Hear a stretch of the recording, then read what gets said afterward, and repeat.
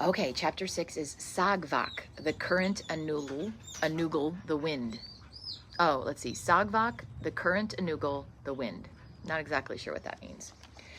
Whale camp was quiet when Ware and Little Owl tiptoed into Olgavek the next day, pulling their beautiful sled behind them. Lincoln and Ernie, who were on watch, did not hear the footsteps. They fell so softly. With the silence of owl wings, Ukpik slipped into the tent with the sleepers, and Ware went into the umiak. He removed Vincent's modern bomb harpoon, its nylon rope, and its pink plastic float, and replaced them with his own. His harpoon had been made out of walrus jawbone by his great-grandfather and was polished to the smoothness of glass. The shaft was tapered to ride true through the air. On the top of it was an ivory toggle point on a shaft. It slid out of a groove in the shaft when the mark was hit. To the toggle point was attached the end of a rope of intricately twisted walrus hide. To the other end was tied the sealskin float that pops to the surface when the whale is struck and marks its position. Like all Ware's equipment, the sealskin float was a design of the past. It was a whole seal with flippers and hind feet intact, and the fur scraped off to leave fine, tough skin. Blown up, it looked like a stuffed toy. And there's a picture here. I'm not exactly sure which item they're kind of referring to there. I guess that little, maybe the apple bobber thing? Not exactly sure. In place of the shoulder bomb, Weir laid down a bone lance tipped with a gorgeous spearhead of jade. Ware was not sure where it had come from. A family story recounted some travelers from Asia who had traded with Ware's forebears, exchanging the jade for walrus ivory. Ware arranged his treasures with great care. His tools must not only be clean and beautiful, but be placed precisely right, again out of respect for the great whale. When he was satisfied, he walked to the edge of the lead and folded his arms. Lincoln turned and saw the famous harpooner for the first time. He was broad of build and short in stature, and like Vincent Oligok, he held his back straight and his head high. He was different from any Eskimo Lincoln had seen. His snow shirt was not white nylon like everyone else's, but sealskin scraped to the whiteness and softness of cloth. His knee-highs were sealskin crisscrossed with thongs, and he wore polar bear slippers. His sunglasses were made of driftwood with 2 slits carved in them. Ware did not need a store. The Arctic provided all of his needs. Vincent Oligok was awakened by the soft sounds of Little Owl putting down her caribou skins and furs. Everyone else was asleep in the tent, even Bertha.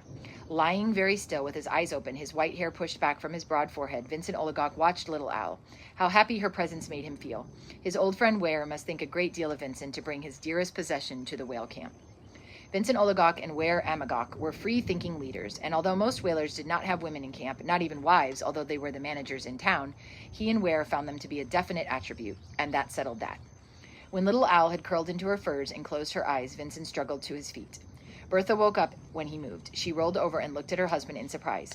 He is moving with more agility than he had shown in months. He fairly ran out of the tent. Ware opened his arms, and Vincent opened his arms, and the 2 men fell together. They hugged strongly, slapping each other's backs and laughing. "It's been too long since we got a whale," Vincent said. "Too long, all right," replied Ware. "Our people have suffered. This year we will make everything all right." "My sister-in-law," Vincent said, "will stop stealing stored maktak from my sister, and my sister will stop hating herself for hating her sister-in-law for stealing." "My brother," said Ware, "will stop arguing with his wife, and his wife will stop picking on him. And those people of Barrow who hate Taniks will like them. When we do not have a whale, we do not behave right." Vincent gazed dreamily at the sea. "We are getting old, Ware Amagok," he went on softly. "Do you think we can do it?"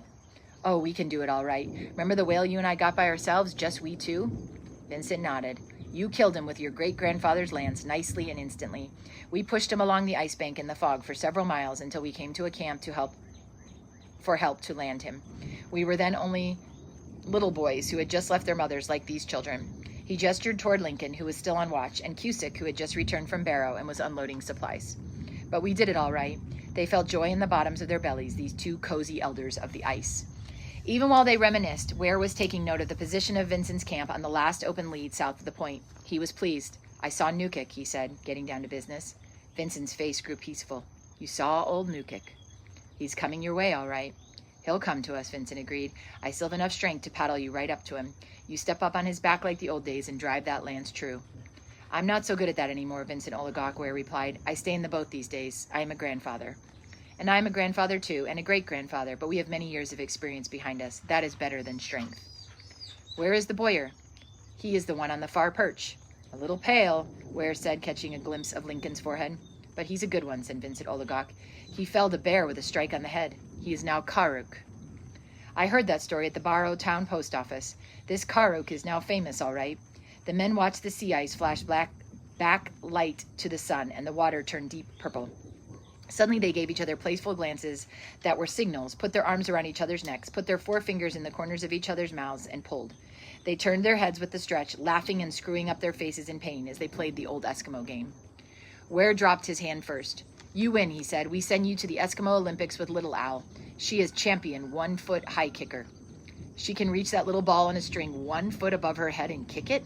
Vincent shook his head at the wonder of the little girl running and leaping so high. Ware did not comment. He was studying the ice and the water and the sky. Very calm, he said. But there are no narrow clouds. Are you going to stay? Whale! Ernie called. His voice was low like the wind. Vincent put aside his gun and sling, as did Ware and Cusick. Utic woke. He took Sagnik and Tigluk. Waldo ran out of the tent.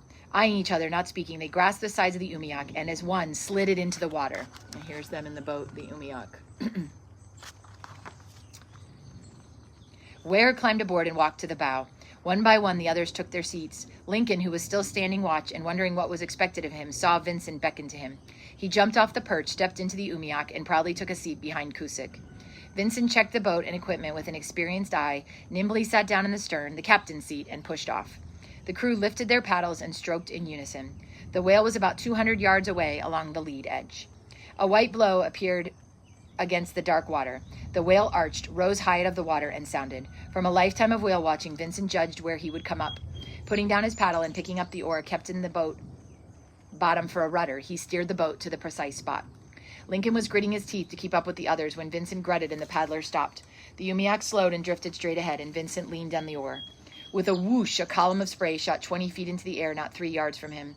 Lincoln instinctively pulled back, then got a hold of himself and looked over the gunwale into the huge black blowhole, the nostrils on the top of the whale. Never had he seen such a sight in all of his days of whale watching with Uncle Jack on the catboat. He could actually see the water that filled an indentation around the nose holes. An old argument with Uncle Jack was settled. The spray does not come from the lungs, as Uncle Jack believed, or from the mouth, as Lincoln had argued, but from these pockets of water.